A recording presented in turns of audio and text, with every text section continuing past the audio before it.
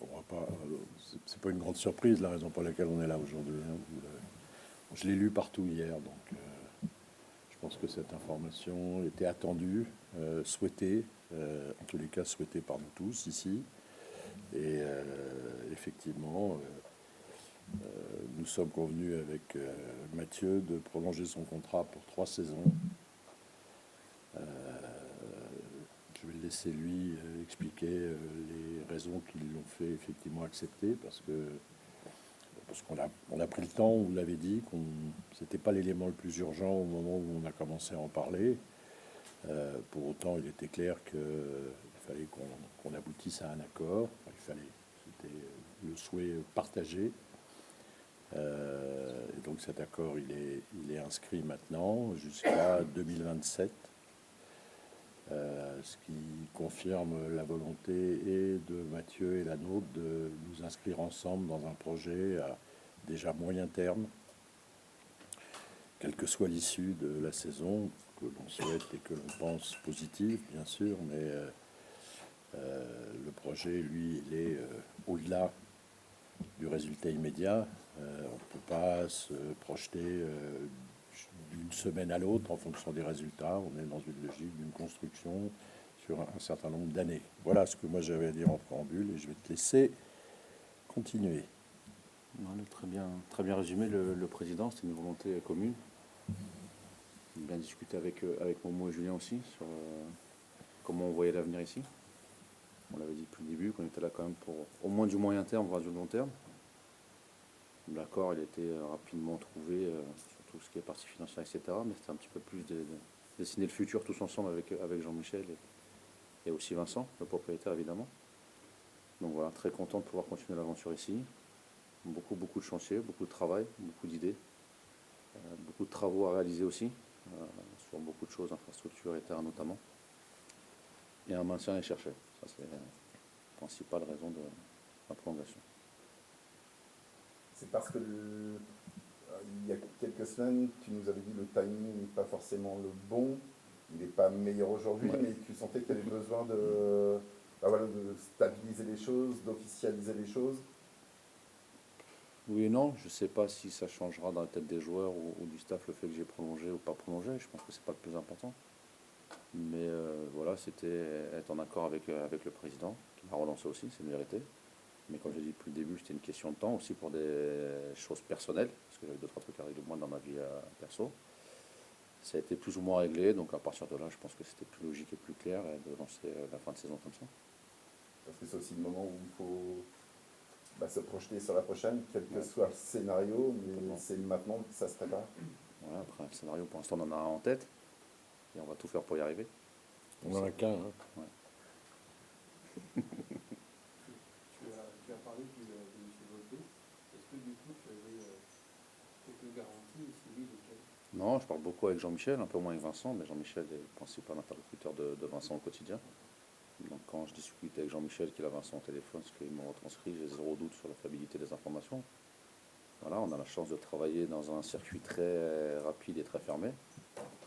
On discute avec Jean-Michel, qui discute avec Vincent, et quand on croise Vincent, on discute un petit peu avec lui, mais on l'embête pas trop. En tout cas, moi, je l'embête pas trop avec tout ça, et j'ai confiance en Jean-Michel à 200%. Du coup, tu as demandé justement au président. C'est pas ce que j'ai demandé, on a eu des discussions, comment on voyait le futur tous ensemble, sur l'effectif, sur le maintien à partir du moment où il serait acquis, ce qu'on pourrait faire l'année prochaine, sur les structures, sur le centre d'information, sur toute la régulation qu'il doit y avoir au sein du club, sur les féminines aussi. Donc voilà, il y a beaucoup de sujets en ce moment, beaucoup en même temps, donc c'est pas toujours facile, parce qu'on doit être sur tout le front. Mais moi je trouve qu'on a plutôt bien avancé, on a quand même pas mal de certitudes. Maintenant, voilà, la priorité c'est de se maintenir, et après on pourra avancer sur plein d'autres choses. Est-ce que dans les discussions, il y avait forcément les moyens financiers sur lesquels pourra s'appuyer le HAC la saison prochaine? Est-ce que le propriétaire du club a d'ores et déjà annoncé qu'il y aura des moyens supérieurs la saison prochaine en cas de maintien en Ligue 1? Si on se maintient, je crois que c'est une enveloppe de 100 millions. Non, je rigole. Non, bien sûr. Après, il y a toute une économie aussi à construire. Nous, comme j'ai dit depuis le début, il y a Vincent, oui, qui nous aide beaucoup, parce qu'il a aidé le club déjà depuis quelques années. À chaque fois qu'il y a un souci au club, c'est lui qui remet son argent propre. Et nous aussi, on doit construire notre économie avec les différents transferts qui vont pouvoir arriver sur la fin de saison. Il y en a qui sont plus ou moins prévus. C'est à nous aussi de faire tourner la boutique sans toujours dire à Vincent, il faut rajouter 1 million, 2 millions, 5 millions, 10 millions par ici et par là. Parce que je pense que ça doit être fatigant pour lui et usant. Et que nous, on doit être capable à un moment donné d'être en autonomie et de faire tourner le club tout seul. J'entends bien les questions que vous posez sur les garanties. Je crois que vous allez confirmer les 100 millions. Voilà. Le club, évidemment que c'est important. La façade de l'iceberg constitue l'effectif. Sauf que le club, ça ne se limite pas à ça. Le projet de construction, il est beaucoup plus vaste. Évidemment que ça passe aussi. Le maintien, c'est quoi? C'est une facilitation pour la suite. Mais que le projet, il est beaucoup plus vaste. Il couvre d'abord le centre de formation, ce qui n'est pas un sujet d'actu, qui n'est pas le sujet qui vous passionne le plus, sauf que le 1er juin, il y a les premiers coups de pelle à la KV, que c'est un gros financement pour le club. Pas que le club, les collectivités aussi, mais le club aussi. Voilà, il y a une vraie réflexion sur l'avenir de Socance, il y a une vraie réflexion sur les moyens et la construction de ce qui peut se faire pour les filles.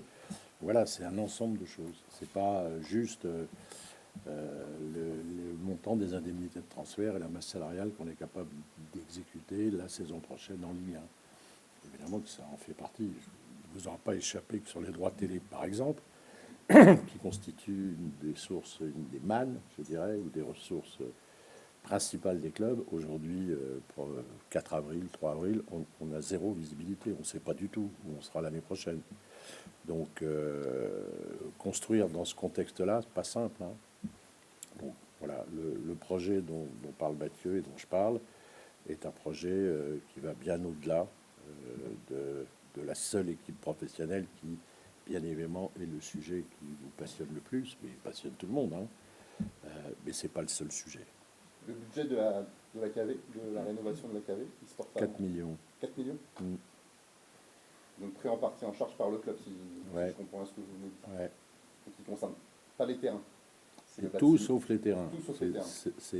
C'est peu dire. Hein. C'est dire que on a quand même des mômes qui jouent au foot et il va falloir leur trouver des terrains à la hauteur de nos ambitions et de l'ambition et du passé glorieux du centre de formation du club. Donc c'est une tannée, quoi. C'est un vrai challenge. Ouais. Je sais que Mathieu, c'est un thème qui te tient à cœur, la qualité du plus. On va y arriver.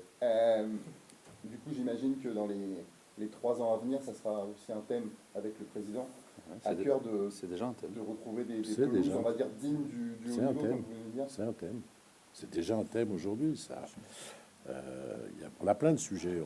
Voilà, c'est quoi l'avenir de l'équipe réserve, pas l'équipe réserve. Enfin, il y aura une équipe réserve. C'est le challenge des réserves ou pas le challenge des réserves. Voilà, il y a plein de sujets. Donc, ça suppose une évolution de la constitution des groupes. Ça suppose aussi des moyens en matière de terrain à mettre à disposition des garçons. Donc, c'est vaste. C'est très vaste. Et on fait avec les moyens dont on dispose. Oui, parce que refaire des terrains, ça coûte Très cher. relativement cher. Un petit peu d'argent.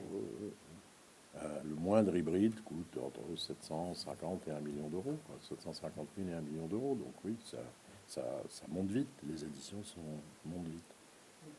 Et du coup, vous parlez de projet de construction, développement sur moyen long terme, parce que du coup, ça implique que toutes les personnes à la direction du club, vous, Mathieu, Vincent Vaupé et Lucas pour l'équipe, est-ce que ça signifie que le moyen long terme implique ces 4 personnes aussi à moyen long terme? À ma connaissance, ouais. Mais bon, on ne sait jamais. Hein. Mais... Alors Lucas, c'est très simple. Hein. Il a un contrat qui l'emmène encore les 2 prochaines saisons. Vincent, comme moi, on ne voit pas de raison de s'arrêter. Hein. Si lui avait des raisons de s'arrêter, il vous le communiquerait. Et moi, si j'avais des raisons de m'arrêter, je vous le communiquerais. Donc, non, il n'y a pas de remise en question. La situation sportive est une situation, on en parlera peut-être après, qui était, je dirais pas attendue, pas espérée, mais elle est sans surprise. Il n'y a vraiment pas de surprise. Donc, est-ce que ça remet quoi que ce soit en question? La réponse est non. Voilà. Alors, je sais qu'il y a beaucoup de choses qui circulent, hein, mais bon. On sait quand même que Vincent Vaupé ne serait pas contre vendre le club si toutefois il avait une offre d'une 2 semaines. On est bien d'accord. On est bien d'accord. Ça fait partie des possibilités. Mais là aussi, c'est pas nouveau. Vous en avez parlé il y a 2 ans, presque 2 ans. Donc, bon, si l'opportunité se présente, peut-être qu'il la saisira, effectivement. Il faut-il qu'elle soit là, l'opportunité. Mais c'est pas, ça ne remet pas le reste en question. Voilà, il vit très bien le club avec Vincent. Et en dehors de la KD, des terrains, quels sont les autres chantiers sur lesquels vous allez vous pencher dans les plus brefs délais? La formation, former encore mieux, les moyens humains aussi.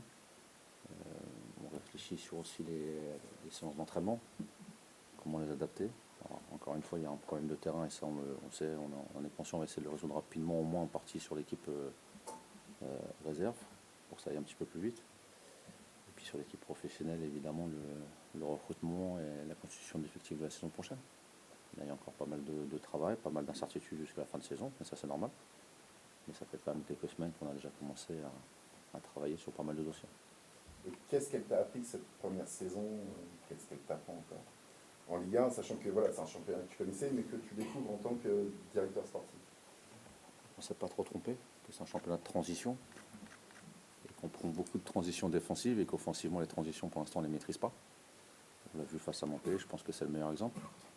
Tu perds un ballon à 80 mètres des buts, ça fait action de but, voire but pour eux. Et toi, quand tu les as, tu les mets pas au fond. On est parfois un peu naïf, on est parfois encore un peu jeune. Sur la Ligue 1, sur le championnat de France, et je ne parle pas d'âge des joueurs, parce que c'est pas important pour moi. Mais on n'est pas encore assez tueur. Donc sur le futur, c'est ça aussi. C'est soit les jeunes joueurs, les faire progresser et former pour qu'ils soient directement dans du très haut niveau sur cette qualité mentale, soit les joueurs qu'on devrait chercher à l'extérieur, il faut qu'ils aient d'autres critères par rapport à ceux qui sont là cette année. Tu faisais référence à la formation, qui est forcément des priorités du club, compte tenu de son histoire. Est-ce qu'on peut s'attendre à des changements, du coup, dans les semaines, dans les mois à venir, ou c'est parti pour repartir avec les mêmes hommes? Pas spécialement, Pas spécialement. sauf s'il y a des départs, comme dans tous les clubs, il y a des gens qui veulent aller autre part, et ça peut arriver. Comme l'a dit Jean-Michel, il y a une année qui va être très compliquée à la KV, parce qu'il y a des travaux. Ça va être compliqué parce que souvent c'est RJS sur différents sites, les terrains, etc. Donc il y aura beaucoup de logistique à gérer pour l'administratif là-bas notamment. Je ne suis pas sûr que ce soit la bonne année pour changer quelque chose, réellement. Ça va être une année très très compliquée pour tout le monde, il va falloir être très patient, surtout pour eux et pour les joueurs, parce que pour travailler, ça va être dur. Est-ce qu'aujourd'hui vous travaillez comme vous avez pu faire la saison dernière sur 2 plans en fonction de l'issue de la saison, un plan A en cas de maintien, un plan B en cas de relégation pour la saison prochaine? On a un grand plan A et un petit plan B. Et vous travaillez sur les deux? On est toujours obligé de prévoir, mais c'est une prévision relative. Voilà. On est convaincu qu'on va batailler jusqu'au bout et qu'on va le faire tout simplement, parce que c'est comme ça et on doit le faire.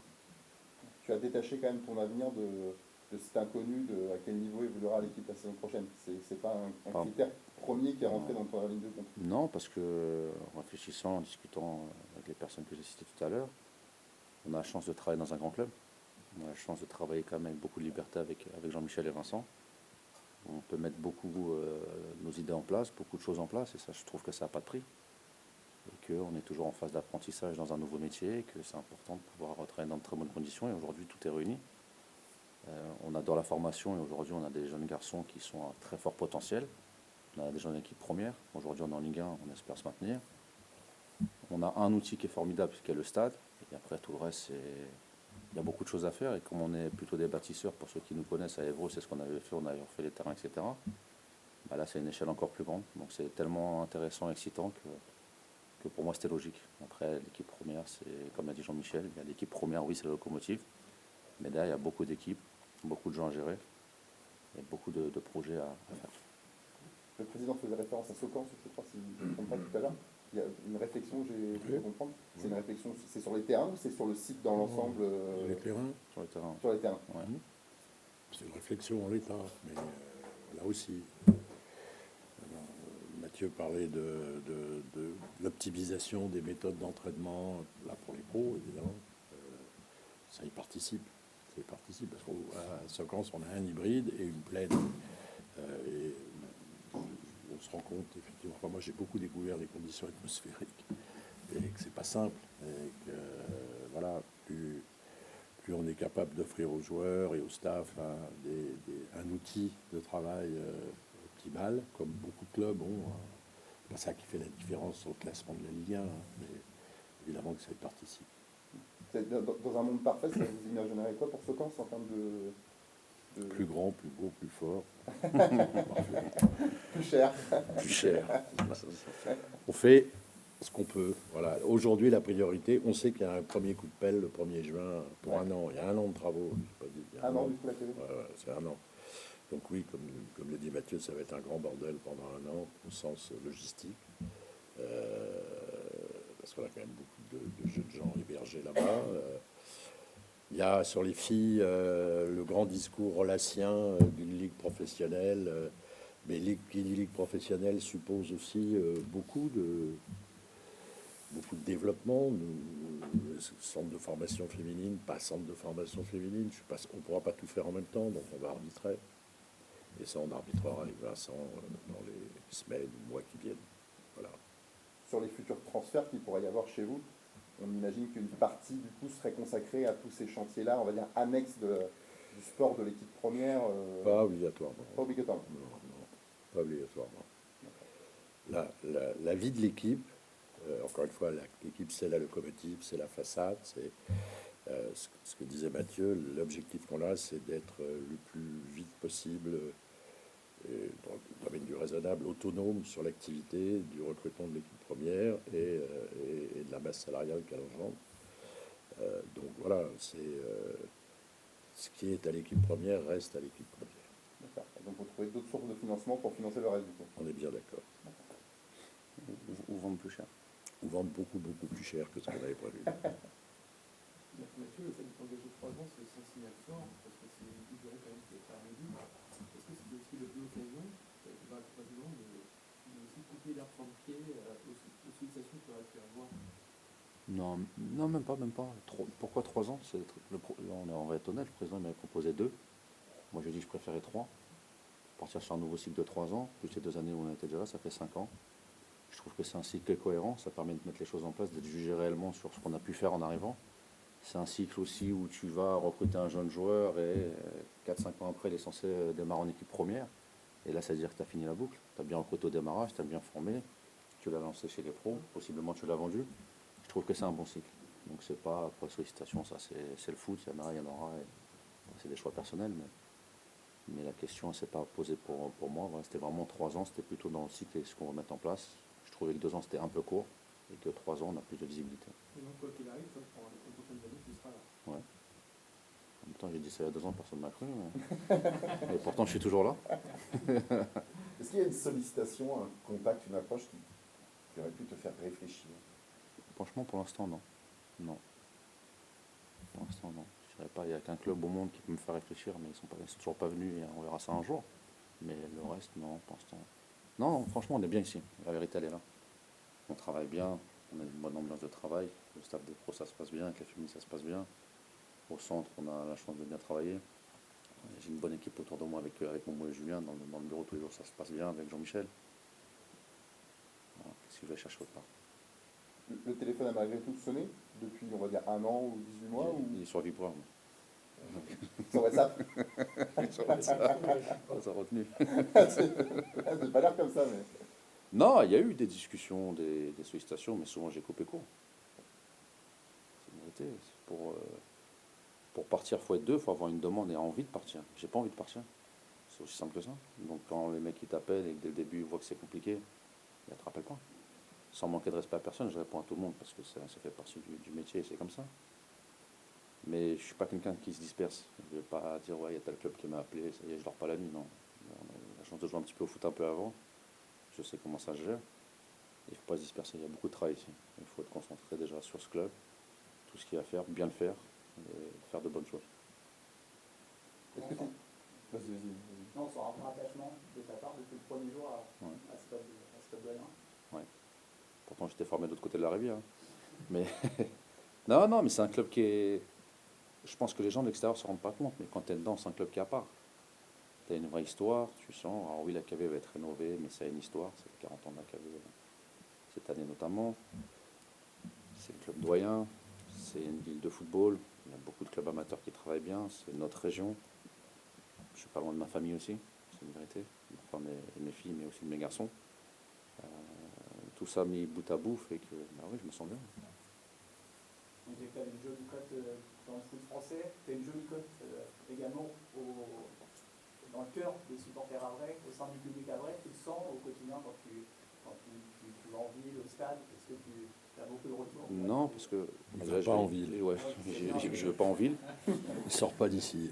ou tardivement. Mais je croise pas grand monde.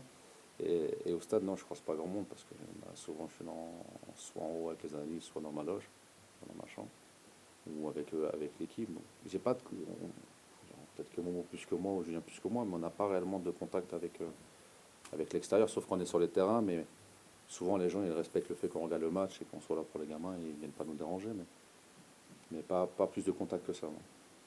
Tu la sens néanmoins cette cote de popularité? Sincèrement, non. Non. L'annonce par exemple là, de ta prolongation. Pas vous êtes là pour la lui rappeler, hein, même s'il ne la sent pas, Ouais, même s'il la vit beaucoup. Non, mais après, si c'est vrai, tant mieux. Après, chez le football, c'est une mémoire très sélective et très courte. Ce sera jugé que sur les résultats. Ça fait longtemps que je l'ai appris. Demain, l'équipe, malheureusement, descend pour X raisons. La cote de popularité, elle va en prendre un coup, quoi qu'il arrive. Donc il faut bien travailler, il faut être performant. Et c'est pour ça que c'est fantastique comme métier. Parce que tu gagnes le samedi, tu es bien. Le dimanche, il faut retourner au travail. La semaine d'après, tu perds. C'est compliqué. Mais en tant que joueur, c'était déjà la même chose. Et ben, aujourd'hui, je suis peut-être moins jugé instantanément que quand je jouais. Parce que tu as un peu plus de crédit, un peu plus de temps. Mais la finalité, c'est la même. Tout le monde va dire, ah, mais c'est bien, ils sont gentils, ils sont bons, ils sont descendus. Super, et on part en Ligue 2, on refait un tour. Donc les gens, ils nous attendent dans le virage, quoi qu'il arrive. Si c'est pas ici, ça sera en dehors. Ça, on en est conscient. Mais on vit avec ça, c'est pas. Je dors bien la nuit. Hein. Est-ce que tu estimes que tu as un rôle particulier à tenir dans cette dernière ligne droite par rapport au maintien? On a Des tous un joueurs, rôle. du staff, des discussions, peut-être tu as le besoin de plus discuter avec les joueurs, plus discuter avec le staff, d'être plus présent, de montrer que tu es là à leur côté, même si on sait bien que tu l'es toute l'année, mais Non, on a tous un rôle. On a tous un rôle à jouer. Des fois, il faut savoir taper du poing sur la table. Des fois, il faut savoir rester positif. Là, c'est vrai que la situation est un petit peu compliquée, parce qu'on perd des matchs, ça c'est vrai. Mais sauf si je me trompe, on n'a toujours pas été relégable. Il est barragiste depuis la première journée. On a quelques points d'avance sur les relégations directes. Parce que quoi qu'il arrive, même si les gens l'oublient, barragiste aujourd'hui, tu as encore une chance de te maintenir. Parce que tu as un match aller-retour avec le retour chez toi. Tu as quand même plus de chances d'y arriver. Qu'on savait qu'on allait jouer le maintien du début à la fin. Qu'on a eu la chance et qu'on a mérité surtout de prendre quelques points d'avance au démarrage, surtout sa première partie de saison. Que ce capital nous a permis de peut-être un peu moins souffrir, mais qu'aujourd'hui on est rentré dans le rang. On est à notre place. Clermont, je pense c'est ce qui a fait mal un petit peu à tout le monde. Perdre, ça arrive. Mais c'est comment on a perdu. On n'a pas joué, je pense que c'était le pire match depuis qu'on arrive au club. Je parle de tout le monde en général. Montpellier, c'est un scénario qui est différent, parce que tu perds le match, mais pendant 60 minutes, 65 minutes, c'est toi qui as le match. Tu peux avoir sur une transition, on savait qu'ils jouaient comme ça, on n'a pas résisté. Mais tu as les situations, tu es plus efficace. Si tu mets le premier but, c'est toi qui gagne. Chose qu'on a su faire sur la première partie de saison, aujourd'hui on ne le fait pas. Maintenant on va aller à Lens, et puis après il y aura Nantes, et puis il y aura Metz, etc. Mais on le savait que ça serait dur jusqu'au bout. En même temps, je pense que l'histoire de ce club est comme ça, il faut souffrir jusqu'au bout pour y arriver. On l'a vu la saison dernière, même avec 10 points d'avance, il a fallu qu'on attende la dernière journée. Mais qu'au final, c'est encore plus beau. Le maintien, on ira le chercher comme ça. C'est bien. Non, c'était... Non, du coup, tout à l'heure, on avait évoqué votre prestation, votre volonté de rester. Est-ce que si Mathieu avait voulu partir, ça aurait pu vous remettre en cause votre situation ici? Est-ce que vous voulez travailler avec lui? Enfin, travailler avec lui, il n'y a pas de doute, parce que je lui ai demandé de venir. Donc voilà, quand il a été question que j'atterrisse au Havre, le discours était très clair. Je venais avec Mathieu, je venais avec Julien, j'ai fait la connaissance de monsieur Mohamed El Karaz. Et voilà, on a décidé de lier nos sorts dans ce projet, quoi. Donc oui, évidemment que si Mathieu m'avait dit non, je m'arrache, je pars ailleurs, oui, peut-être, ça n'aurait peut-être rien changé me concernant. Ça m'aurait fait chier et ça m'aurait fait beaucoup réfléchir, c'est clair. Ouais. voilà, on n'est pas mariés. Vous savez, dans ce milieu, les choses vont très très vite. Donc, c'était le même sujet pour Lucas. Quand on a proposé à Lucas avec Mathieu de prolonger 2 ans, Lucas aurait pu nous dire non. J'ai vécu un kiff énorme en montant en Ligue 1 et je ne vais pas plus loin. Donc, bon, on sait que ça peut arriver. Clairement, je souhaitais vivement que Mathieu reste. On l'a pas dit, mais on présume que Momo et Julien aussi ont prolongé de la même. Non, ils sont dans des natures contractuelles différentes. Ils sont bien vus ici. Ils étaient beaucoup plus à l'abri. Beaucoup plus à l'abri. Surtout lui. À vie. Ouais, presque. Il y a même la retraite. Ça fait combien d'années que tu es là, toi? T'attaqueras l'année prochaine, ta combienième année, là? Voilà. Donc, ça commence à être une petite vie, ça. Non, tu as prolongé Mathieu jusqu'en 2027, dans l'idéal. Après, tu aimerais que l'AC ressemble, tu cites souvent l'exemple Rémois. Après, tu aimerais que l'AC ressemble en 2027, que là, soit un club installé Ligue 1. Oui. C'est ça. Oui, sur l'équipe première, avec une cavée flambant neuve, avec des terrains dignes de ce nom, avec un Socans refait, avec un centre pour les féminines aussi, et le centre de formation qui soit connu et toujours reconnu, avec une marque de fabrique encore plus grande. Et si on arrive à faire ça, là, je pourrais partir peut-être un jour tranquille. Ce sera déjà Voilà. bien. Là, on parlait de 100 millions tout à l'heure. Vous voyez où ils sont, là. On va prendre des tours à la fin. Peut-être pas, mais ça coûte un peu d'argent. Tu as fait tout ça en 3 ans. En tout cas, on travaille pour. On travaille pour. Après, à nous d'être bons et à tout le monde d'être bon dans le club. Mais Bon. voilà, c'est la pression qu'on met tous les jours à tout le monde. Hein. On ne fait pas dans l'utopie, hein, on le fait pour se donner une chance d'y arriver. Hein. C'est réaliste. Comment C'est réaliste. C'est réaliste. Ouais, c'est réaliste. Ouais. C'est réaliste parce que au-delà du fait, on peut dire le club le mérite, oui, mais oui, c'est très réaliste. C'est très réaliste. On voit ce qu'on font les autres. Hein. Donc, d'autres le font, on peut le faire. On est d'accord, aujourd'hui, Lucas, c'est 2025. Non, 26. 26. Non, c'est quoi 25, Lucas 25, 25, pardon, 25. Est-ce qu'il y a d'ores et déjà des discussions pour étendre son bail ou c'est quand même Il y a là, pour être très franc, on n'a pas eu de discussion là pour l'instant là-dessus, mais bon, Mathieu l'a dit, on est sur des circuits très courts hein, entre nous. Hein. On se parle tous les jours, on se voit tous les jours, y compris avec Lucas, et les circuits sont courts. On n'est pas dans la légende que véhicule le foot. Le président va voir l'entraîneur, va lui donner un rendez-vous, l'entraîneur attend un rendez-vous, le directeur sportif attend un rendez-vous pour ce qu'on lit régulièrement, sous vos plumes, d'autres plumes. On est sur des circuits courts, très courts.